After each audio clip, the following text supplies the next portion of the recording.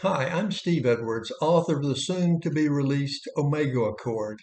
Before I begin this session, please note that all author royalties will be donated to the Parent Air Force Base Military Museum in Denison, Texas for new exhibits as we honor heroes, preserve heritage, and celebrate freedom. In his patriotic song, Lee Greenwood proclaims, "I'm proud to be an American," where our flag still stands for freedom. I'm proud to be American, where at least I know I'm free. I'm proud to be an American, and I won't forget those men and women who gave this life to me. There ain't no doubt that I love this land. God bless the USA. Are you proud to be an American? Daily, do you thank God, honor our flag, remember our fallen heroes, respect our country, cherish our heritage?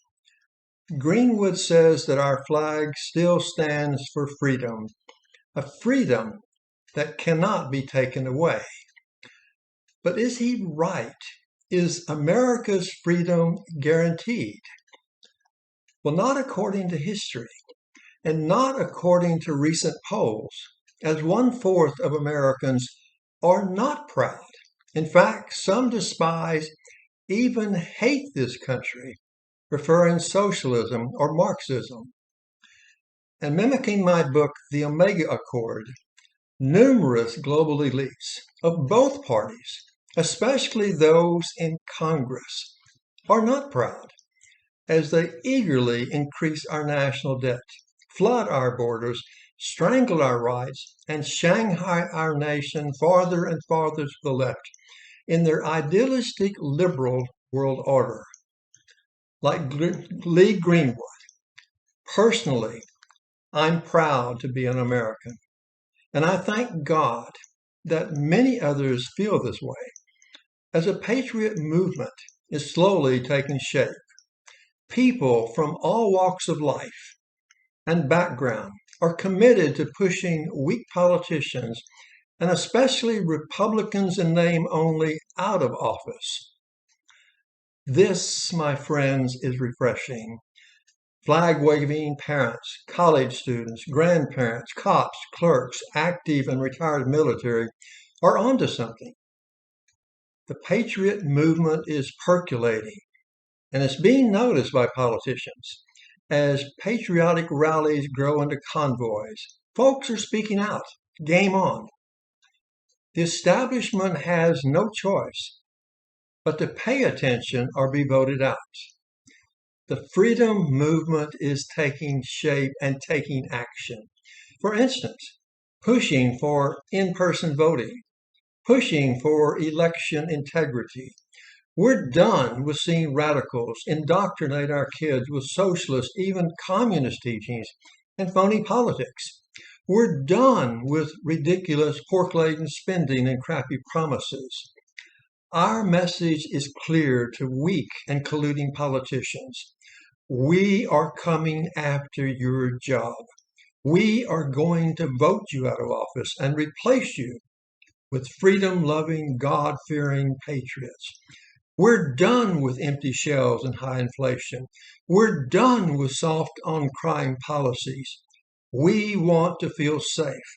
We want an America with a closed border except to those who come here legally. Hear us, politicians. We, the people, want you to do exactly as we say. Your time is up. But our task, unfortunately, is daunting, especially against the onslaught of colluding, power-hungry globalists, big business, and big media, which creates the ultimate question. If we falter or ignore problems, how long will our democracy last? Well, history says not long. Unless we become a united voice and fight against this socialist tyranny and vote these radical elite extremists out of office. A good example of extremism is Speaker of the House Nancy Pelosi. She recently claimed that China is among the freest of all nations in the world. What a crock. Ask the suppressed population of Hong Kong. Ask the enslaved Chinese worker toiling in sweatshops. But Nancy Pelosi is an aristocrat, an elitist, a liberal globalist who views life from a penthouse position of privilege, power, wealth, and control. Folks, the old adage is true. We seldom appreciate what we have until it's gone. Our democracy is that fragile. And gratitude is more than just a word.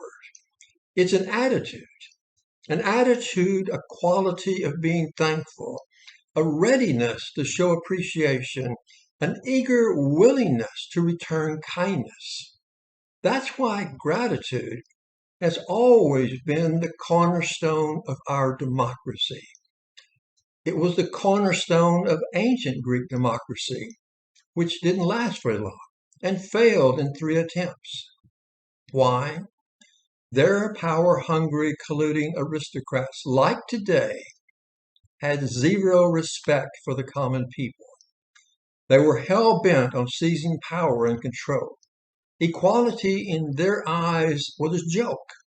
Commoners were not privileged. They had no rights and should never be allowed to hold positions of authority. These aristocrats turned Greece into a police state as they rigged elections, bribed officials, threatened the masses, and assassinated political opponents. Anything for power and control. Is that where we are today? Left-wing radicals love riots as they plunder, kill, and burn without fear of prosecution. Left-wing politicians weaponize the DOJ and FBI in order to silence opponents, going so far as to raid the home of the former president of the United States. Why?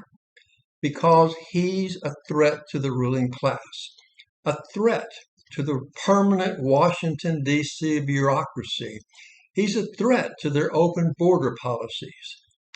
Can you imagine an America where illegals determine our elections and the direction of our country? Illegals who have no interest in our culture, heritage, or democratic way of life. To them, it's all about money. What's in it for me? Especially government handouts. No other country in the world would be this stupid. But this is today's left-wing agenda.